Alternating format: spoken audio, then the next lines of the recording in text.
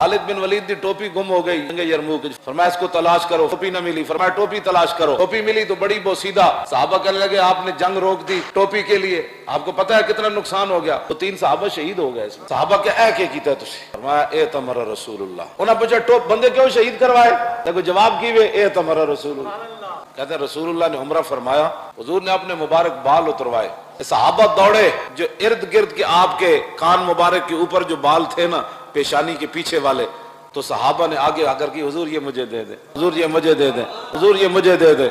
हुजूर ने वो बाल तो सहाबा को बांट दिए। जब हुजूर के यहां से बाल उतरने लगे तो मैं छलांग लगाकर आगे चला गया। जो बालों की हिफाजत के लिए जाने दे दें। आपने फरमाया ये वजह है। आपने फरमाया ये जो टोपी तुम बोसीदा देख रहे हो ना, इसके अंदर वो बाल मुबारक मैंने रखे हुए हैं। खालिद जिस जंग में भी जाता है इन बालों की बरकत से खालिद को अल्लाह ताला फतह अता फरमाता है।